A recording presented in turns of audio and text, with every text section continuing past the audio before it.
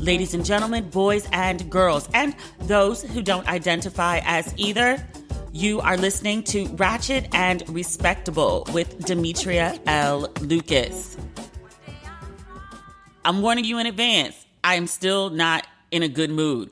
I'm still waiting on network feedback, which no rush to them. Like, they've only had it for a few days, but like every day that passes, I'm stressing about it. It's not their fault. This is just insecure writer shit. Like, I'm an artist and I'm sensitive about my shit, but it's flaring and, you know, it's coming out in many other ways. So I'm kind of grumpy lately. There's a couple things I actually want to address. I'm going to use, I guess, better judgment here and wait until I'm in a more, I don't know, pleasant mood to address them.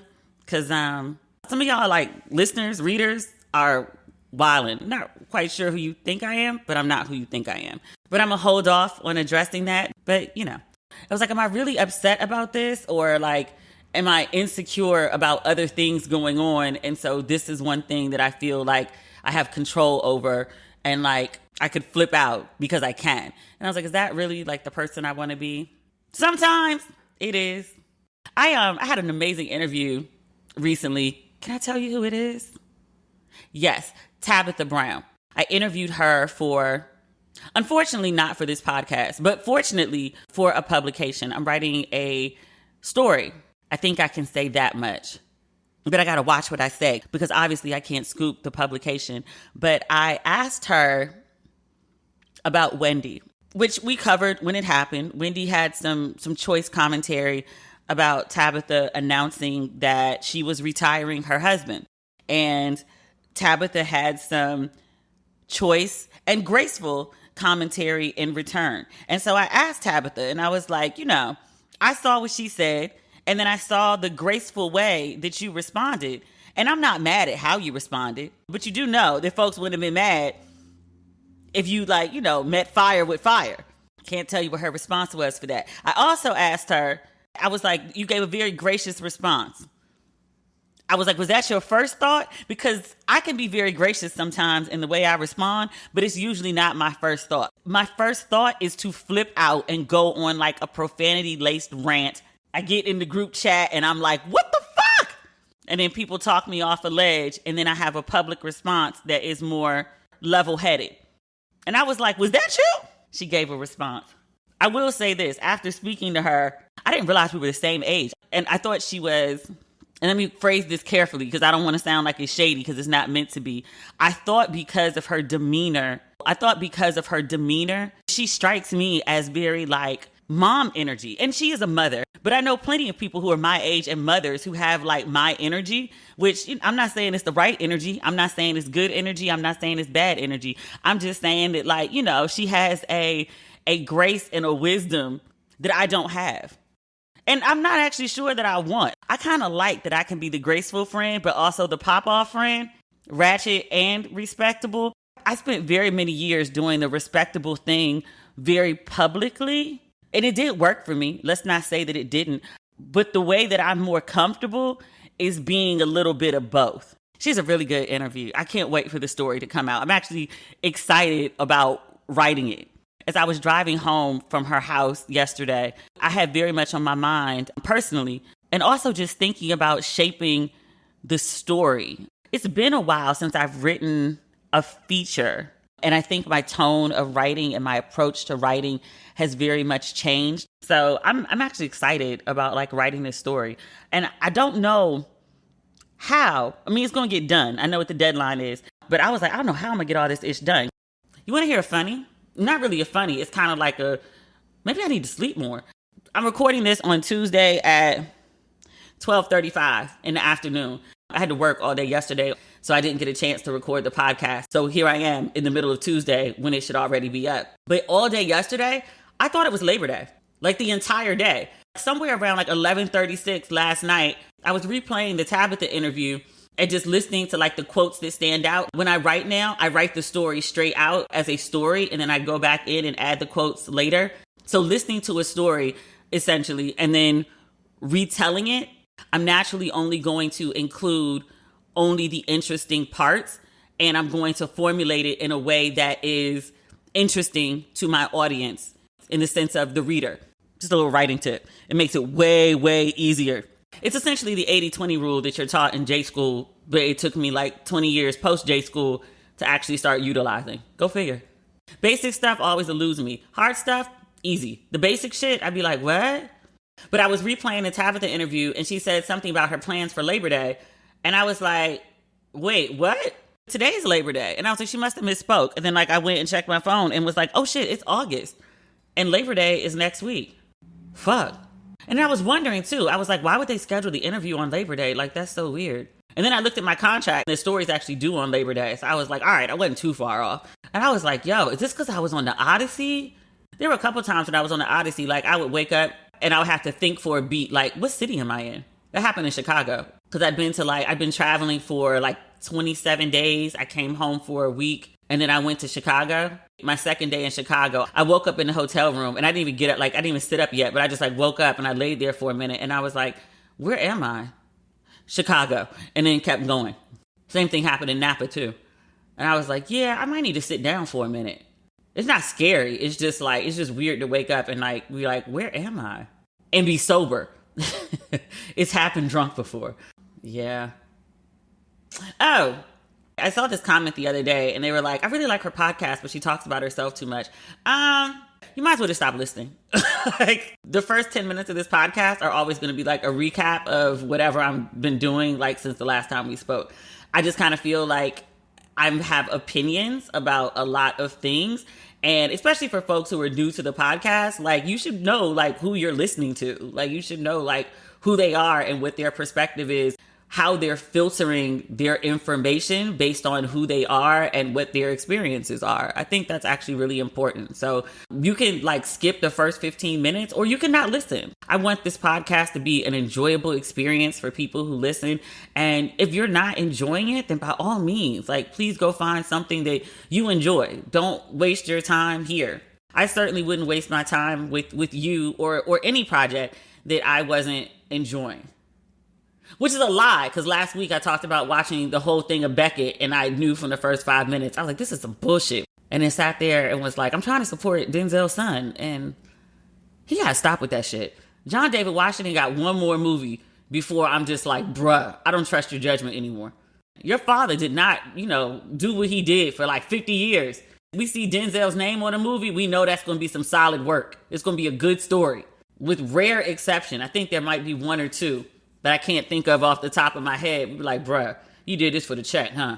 Which is fine. Well, just tell us in advance. You got your check by the time the film comes out. So we don't got to waste our checks on bad work. Just tell us, this one's for the check, y'all. All right, get your money, black man, get your money. With John David Washington, like, bruh, I can't just keep watching films because you in them. Anyway, so it dawned on me re-listening to the tape of the interview. It's not Labor Day. And then I was trying to figure out, and I was like, how did you get that it was Labor Day in August? And then I realized because the world is like mostly open, so people are starting to travel to LA all the time again. I'd gotten used to like my friends from the East not being in town. It was 4 different friends who hit me up who said they were traveling from either New York or DC and were going to be in town this weekend. And I just assumed, I think, they was like, oh, it must be a 3-day weekend because that's why everyone's coming to LA. But as it would turn out, it was because D Nice was hosting his club quarantine party at the Hollywood Bowl. I didn't go. I don't know why. I didn't get tickets initially because it sold out really quick. And I was like, oh, somebody will have a ticket. I'll just wait till closer to the event. And like a couple people called and was like, hey, I got an extra ticket to, club quarantine. Do you want to go? And I was like, I don't. I love D Nice and I love club quarantine, but I just didn't. Everybody and their mother was there, apparently, including like half the East Coast. Like a bunch of people were in town. And I was like, I didn't even watch the live stream. I just didn't. I don't know what that was about. I didn't do shit on Sunday. I stayed in the house all day. Oh, I was working. Story of my life. Anyway, using the internet without ExpressVPN is like walking your dog in public without securing them on a leash. Most of the time, you'll probably be fine. But what if one day your dog wanders a bit too far and gets dog-napped?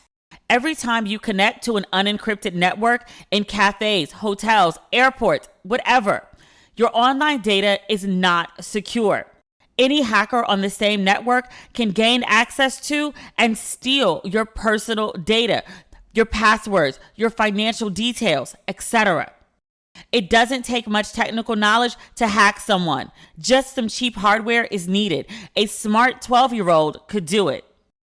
Your data is valuable. Hackers can make up to $1,000 per person selling personal info on the dark web. Let me tell you why you need ExpressVPN. ExpressVPN creates a secure encrypted tunnel between your device and the internet, so hackers can't steal your sensitive data. It's also super secure. It would take a hacker with a supercomputer over 1 billion years to get past ExpressVPN's encryption. ExpressVPN is also easy to use. Fire up the app and click one button to get protected. Even better, it works on all devices, phones, laptops, tablets, and more, so you can stay secure on the go. Now, what I love most about ExpressVPN is I can search anything I want and no one knows what I'm looking at. Secure your online data today by visiting expressvpn.com/ratchet. That's expressvpn.com/ratchet. And you can get an extra 3 months free. expressvpn.com/ratchet. Speaking of movies, we just talked about the Washingtons. Candyman. We talked about Candyman because I'm like obsessed with Yaya, who is not Candyman. He's a guy that goes looking for Candyman, which I was like, bruh. I was like, you don't remember what happened in the original film? Was that a good idea? It did over 20 million at the box office. It did 22 million. In fact, it was projected to only do 15. The end of August is typically the box office at its worst. So it has exceeded expectations. And in fact, Candyman is the #1 movie in the country. It's also the first time a Black woman has opened with a #1 film. This Black woman would be Nia DaCosta. She's the director of the film. So congratulations, Miss Nia DaCosta. That's a huge win. Universal did a survey of the audience goers because they were surprised. They were like, where all these people come from watching this film? That exceeded expectations. They expected that the film would attract Black viewers because of Get Out and Us, which I was like, yeah, we do show up for films. We do like to see Black people on the screen. But according to the studio, 37% of the audience was Black, 30% was white, and 22% was Latino, 5% Asians. Which I was like, yeah, you make good films and everyone shows up. Yaya, his old beautiful self, he did a video on Instagram thanking the audience for showing up. I watched that video twice and I saw his mouth was moving, but I hadn't bothered to put the volume on. He is beautiful. I don't know if he got his teeth redone or he lost some weight or gained some weight. I always thought he was nice looking since he was blue and naked on The Watchmen. They show all of it, the front and the back. Equally beautiful, both sides. Well formed all the way around, head to toe. There are pictures on Google. Just Google Watchmen, Blue Man, and click images. Everything you'd like to see in all its glory. All the glory comes up. I mean, he looked amazing then. He was a 10 then. But something's been going on. That video yesterday, and he was fully clothed. It was just from the shoulders up. And I was like, Jesus. Gorgeous, gorgeous man. You remember that thread a while ago? I don't know if it was a thread. It was this tweet. This woman had made a list of actors who were medium ugly. And somehow Yaya and Damson Idris both got on the list. And I was like, ma'am, your eyes are broke. That's more than just glasses. It's you got cataracts or, you're going blind, something. You don't see that beauty? All that broad nose brownness? Girl, you cannot see. Them lips, that melanin? Girl, you need help. Your eyes are broke. I don't know, Yaya. I heard he keeps his clothes on for most part in this film. He gets down to his boxers, but then I heard it gets gory after that. I told you I bought a ticket, but I didn't go see the film. I will watch it when it goes to streaming so I can control the volume and the pacing so I don't get overwhelmed and scary.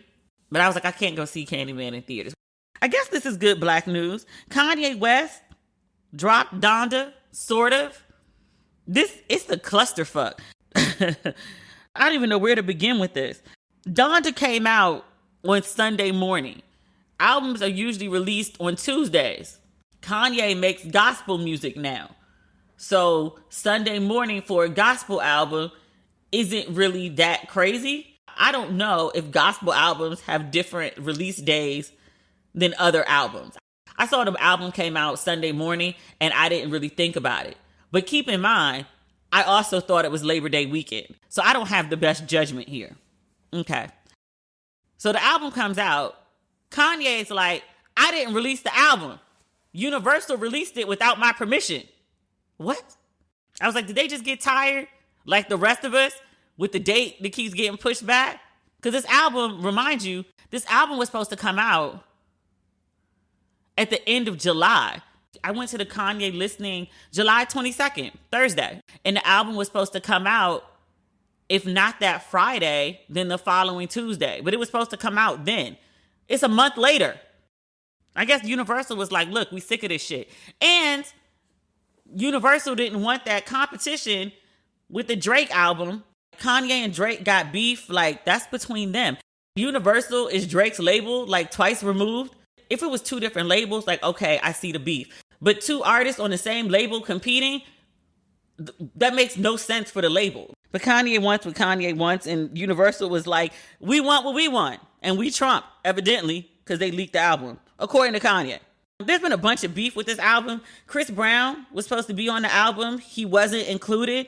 Chris Brown's first reaction was to call Kanye a hoe, which is very Chris Brown of him. Soulja Boy was also supposed to be on the album. He wasn't included. He said something like, I'm tired of putting up with his shit, acting like he ain't crazy. I'm paraphrasing. But he said he was going to release like a diss track to Kanye, which I was like, who cares? You're Soulja Boy. And not to say you haven't had an amazing contribution to music, but like your time is, it's come. And it could come again, but it's not right now. Maybe the diss track will be that thing for him. Oh, some back and forth with like the baby and his manager. Like the baby had submitted a verse, but his manager hadn't cleared it. So Kanye was holding the album until the baby's manager responded. Kanye wanted to hold the baby's verse because the baby said he would vote for him, which I was like, what? Okay, loyalty, I guess, to a homophobe. Really? Okay. And then he posted that the baby's manager hadn't responded. And then the baby's manager was like, I did respond, like in a timely fashion. WTF, why are you trying to throw me under the bus? So there's Jail 1 that has Jay-Z. And then now there's Jail 2, which just like showed up at some point. So now the baby's officially on the album. This is a mess. Or is it a great marketing plan? I mean, all day for like the last month or so, people have been talking about this album in a way that they probably wouldn't have if, Kanye did the big listening party in Atlanta and then just dropped the album the next day. Would it have been the same buzz? Probably not. It's much bigger with Kanye doing the listening party. The album doesn't come. Then it's, where is the album? Oh, he's working on the album. Oh, he's living in the Mercedes-Benz Stadium. Okay. Oh, he's having another listening party. Now he's telling people what to wear to the listening party. Okay. He's ascending into quote and unquote heaven through the opening of the roof at the Mercedes-Benz Stadium. Okay. No, now he's having another listening party at Soldier Field in Chicago. He built a house? Like, all of this has just been nonstop buzz. And then like the album finally drops. There's all this craziness that concerning what's going on with the album. And it's like rocky rollout release, Chris Brown flipping out. Like Chris Brown flipped out and called Kanye a hoe, but he did so to 91.7 million followers. I had to look that up and did a double take when I saw it. Chris Brown has 91.7 million followers? I knew Chris Brown was big. I don't think I realized Chris Brown was 91.7 million followers big. That's damn, Breezy. I had no idea. Wow. That said, Soulja Boy, same thing. Well, kind of. He has 6.5 million followers. But again, he flips on Kanye, but is also telling, 6 million people that his album just came out. Between him and Chris Brown, that's almost 100 million people. Kanye, has 8 million followers. And granted, followers aren't like the end all be all of popularity, whatever, but it's a quick way to get a message out. So maybe it's a clusterfuck, but maybe it's, I don't know, maybe it's quite intentional. It's working. I read yesterday the streams for the album were like #1 across like all the major platforms. So I listened to the album when I was driving to Tab's house the other day, but I'm not comfortable reviewing it yet. Before I publicly review an album, I have to listen while I'm working out. And then also I have to have at least 2 listens in my car. So until I do that, I won't be able to say whether I like the album or not. I can say I like the production so far, but I can't give the album a proper review just yet. Damon Young, the quiet genius that he is one of my favorite writers. He had many thoughts about the Kanye album. He shared it on his Facebook page. I don't think he'll mind if I read you some of his opinion, since he did share. But this is what Damon had to say. And he had a lot to say. Like, it was a really long piece. But this is the piece that stood out to me, because Kanye has a bunch of guests on this album. And Damon points out, he was like, it's almost like a mixtape. But 3 of his guests, DaBaby, who we talked about, Chris Brown, who we talked about, and also Marilyn Manson. They're all people who have either had rape, domestic violence, sexual harassment, homophobia. They've all had charges or allegations about in that vein. And Kanye has gotten a lot of negative feedback for including them on the album. And so this was Damon's take on that. Damon writes, quote, I think he, Kanye, considers befriending Trump and including people like DaBaby, Chris Brown, and Marilyn Manson to be acts of radical empathy, which on paper is Christ-like behavior. I think people who've been around enough believers who ensconce themselves in spirituality, wielding their holiness as a sword and a shield to manipulate, can see through that shit. I think his performance of Christianity is genuine, though, which makes it more toxic. I think he thinks aligning himself with the worst men in the industry is the way forward. If they can be forgiven and included, anyone can. And by anyone, I mean, and he means, Kanye. I think it's a way of showing he's more authentically Christian than those who either forgive with conditions or don't forgive at all. Holier than thou and shit. But, and this is the important part, that's me saying that, not Damon. Damon says, but uncritical acceptance of unapologetic harm ain't Christianity. It's cosplay with all the fun accoutrements, the music, the clothes, the praise, the act of being forgiven without the work or the care. His empathy extends most aggressively to men who've done harm and not the people they've harmed, which is decidedly unchristian. But love is never any better than the lover. Christianity never any better than the Christian. Whew, damn, I love the way his mind works. Jesus Christ, Damon. My bad, Lord. I didn't mean to take your name in vain. Damn, Damon. That's what I meant to say. Next topic. Whether it's taking a walk around your neighborhood, running errands, or venturing out on your own, you always want to feel safe. With Birdie, you can keep doing what you love with added peace of mind. Birdie is a personal safety alarm designed to be easy to carry and simple to use. When you activate your Birdie with a quick pull, the alarm will emit a loud 130 decibel siren and flashing strobe light to help deter an attack. What I love most about Birdie is, unlike pepper spray or other deterrents, Birdie is no danger to you. Feel confident to use it without the worry. Over 300,000 Birdie alarms have been sold, and they have thousands of 5-star reviews. Join the flock today for a safer tomorrow. Right now, She's Birdie is offering our listeners 15% off your first purchase when you go to shesbirdie.com/ratchet. Go to She's Birdie, spelled SHESBIRDIE.com/ratchet for 15% off your first purchase. That's shesbirdie.com/ratchet. I've been using CBD for a while now because it helps so much with my anxiety, and I have a new favorite CBD company, Onyx and Rose. They offer the highest quality CBD products on the market. Even the packaging is beautiful and inviting. I love using them. I used an Onyx and Rose bath bomb the other day. It was so relaxing and luxurious. And I love their skincare line. I've been taking the full pure bloom flavor tincture every morning. I love seeing it on my shelf and taking an extra moment for self-care. And it helps so much with my mood. Also, Onyx and Rose is committed to transparency, and they wanted to create CBD products that you'll get joy out of using in your daily routine. They have everything from CBD oil and sleep gummies to an amazing skincare line. Plus, all their products are non-psychoactive and allow you to experience the therapeutic benefits of CBD. I want you to make Onyx and Rose a part of your daily routine. You'll love it. I have an amazing deal to get you started. 20% off your first purchase. Just go to my special URL, onyxandrose.com/ratchet, and use promo code RATCHET. Don't wait. You won't get 20% off anywhere else. Use promo code RATCHET only at onyxandrose.com/ratchet. There's a new Spike Lee documentary on HBO.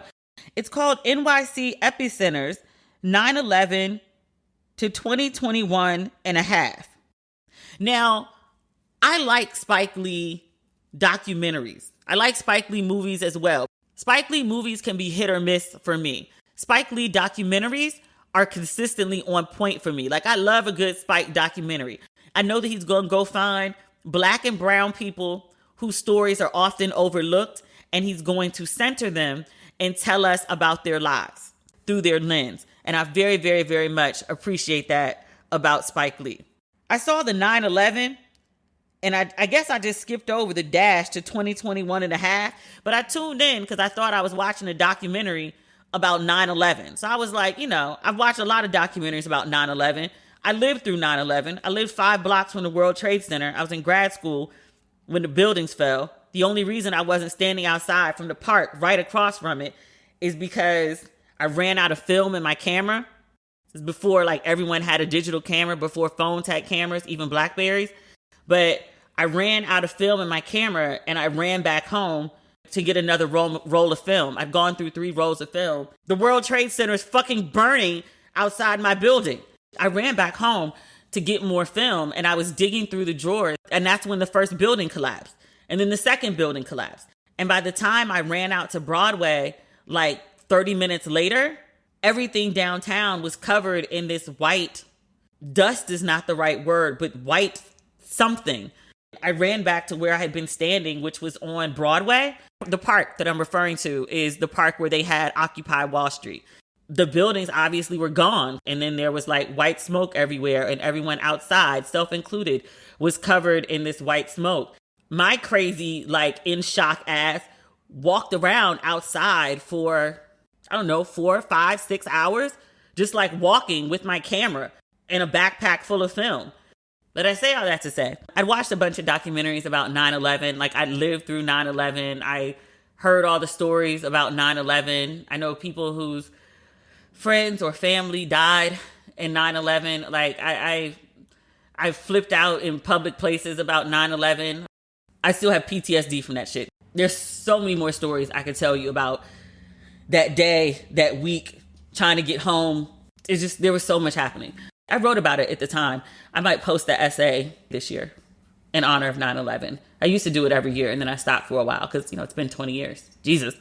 But I decided I was going to watch this Spike Lee documentary. And then as it would turn out, I guess at some point we'll get to 9/11, but I watched the first part, and he very much means 9/11 to 2021 and a half, because the first part of the documentary is 2 hours, and it's about COVID, and it's about George Floyd. And it's a lot about how New York handled COVID and when people found out and what they did, and then personal stories of one of Spike Lee's, I think he's a camera operator. Remember that story with Cuomo in the nursing homes? The camera operator's mother was one of the victims of that whole nursing home scandal. And the scandal was, if you're diagnosed with COVID, or they think you have COVID and you get sent to emergency and you're diagnosed there or you die there, it doesn't count as a nursing home death from COVID. So it downplayed the numbers of how bad off the nursing homes were doing.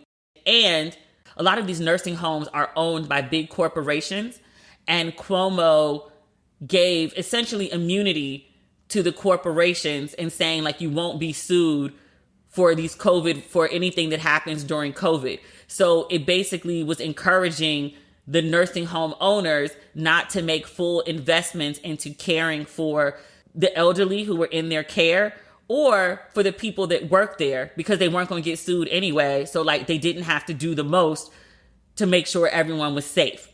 So Spike Lee's camera director is detailing the death of his mom, essentially. And it's really, really, really sad. But he talks to a lot of the nursing staff at hospitals, doctors who were at hospitals, especially in Brooklyn. A lot of those folks are Black, brown. Brown is in Latino and Indian. A lot of Asian folks as well. The essential workers, the people who were, facing death daily, was of melanin. And so Spike Lee makes sure that they are centered and their stories are centered in this narrative. And then towards the end of it, it goes into George Floyd, which we all lived through as well, which happened in the middle of a goddamn pandemic. We're still dealing with like the aftermath of all of this. I mean, I don't even know if it's aftermath of COVID, because Delta variant, like I'm waiting on the announcement that everything's about to be shut down again. Like that's just a matter of time. It's like watching all of it, what happened last year, essentially, watching it as a documentary and like watching what we just lived through or are continuing to live through. I was like, and I said this before, but I was like, oh no, we're all fucked up. Like there's no way like you can live through like all the stuff that's being depicted and like be okay. And like I feel like when people go back and look at this like 50 years from now, in the same way that I go to my parents and I question everything, I'm like, what was it like the day MLK died? Or like what was it like when like JFK died? Like I went to see that Jackie movie with my mom, and it's a really, really good movie. I mean, it's like psychological thriller, but it's, even though you know what's going to happen, like it's still wild watching it happen. But that's exactly my point. For me, it's like a recreation of this time period that I didn't live through.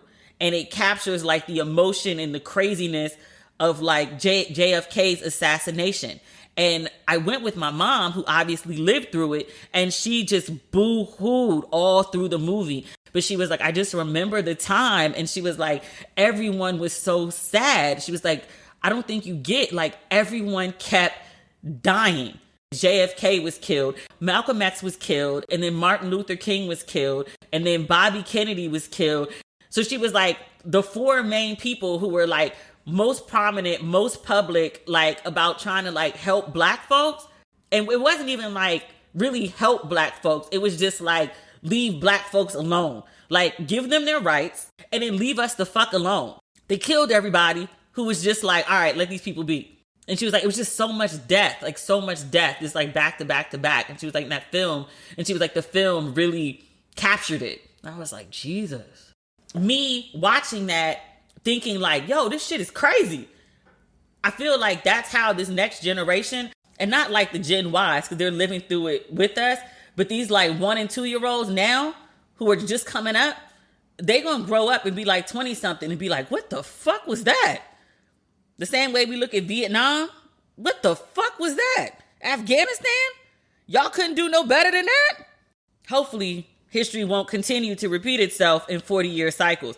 I don't really have much hope for that. Let's try. Maybe. Recognize it this time, unlike last time. So the Spike Lee documentary is really, really good. I don't understand why it's not getting a lot of press. The only press that I've seen about it is, I guess Spike Lee gave 30 minutes of time to the 9/11 conspiracy theorists, and he's been raked over the coals for that. He actually so bad that I read that he went in and took out those interviews. It was supposed to be in the final episode. I think it's 4 or 5 parts, but he took out those interviews, 30 minutes worth, in the last episode because folks were so upset about it. I haven't seen that episode. I didn't get pressers of this. I just happened to actually read about the complaints about his conspiracy theory. And that's how I found out that there was a new Spike Lee doc. And then I was like, oh, well, let me put it on and see what it's about. And it actually turned out to be really good. But other than that, I haven't seen like a lot of like promotion for it, which I'm like, thank you for making Black shit. But can you also promote it so Black people know about it? Like, I don't mind telling folks about it, but like, you know, I'm basically doing free promo. Can I get a check? HBO? Netflix? What else? Last but not least, I do also have the R. Kelly trial on my list to talk about, but I don't want to talk about it. Like, it's so disgusting. Today's Tuesday, so it's day 9 of the sex trafficking trial that's taking place in Brooklyn Federal Court. The Root has been doing day-by-day updates, as has the Daily Beast and the YBF. Child, they started talking about like herpes and like a woman had to smear feces over herself and eat it. Somebody else got beat with a size 12 Air Force One. Forced abortions. He forced this girl to get an abortion because he told her he wanted her to keep her body tight. And she was young, so she believed it. She didn't realize he didn't want evidence of him having sex with an underage child and then have to pay child support to her. 16-year-old boy who began having sexual encounters with him when he was underage. Like, just terrible shit. The shit he did to Aaliyah. They're talking about he raped a girl 2 days after that sham marriage with Aaliyah. And that's just from 2 different articles. That's one from the Daily Beast and one from the Root. I was like, I can't read this shit. Like, I feel like sick. I feel like a disgusting person for even like consuming that content. So, I mean, so that's why I haven't talked about the R. Kelly trial. We could try again next week, but I don't know if that's going to work. And good news, bad news. I don't know what kind of news this is. The Hollywood Reporter is reporting that Mike Richards, this is more Jeopardy bullshit. I'm just like, how long is this saga going to go? This is a C storyline in America's season finale. And I was like, this Jeopardy one is just dragging out. Mike Richards is out as the executive producer of Jeopardy. Mike Richards, the executive producer who then made himself the host of the show. And then people found out that he was a bigot and a sexist. I guess bigot covers sexist too, though, doesn't it? Either way. He was a dick. And so he stepped down as host of Jeopardy, but he was still executive producer. But that is no longer the case. The executive vice president of business and strategy for Wheel of Fortune and Jeopardy, she sent a message to the show's crew earlier this week. She says, quote, "I'm writing to let you know that Mike will no longer be serving as EP of Wheel and Jeopardy, effective immediately. We had hoped that when Mike stepped down from the host position at Jeopardy, it would have minimized the disruption and internal difficulties we have all experienced these last few weeks.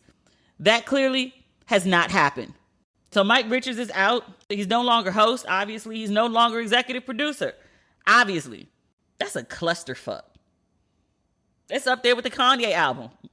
I would say they'll get it together, but will they? Because this has been dragging out forever. I don't know who's going to host Jeopardy.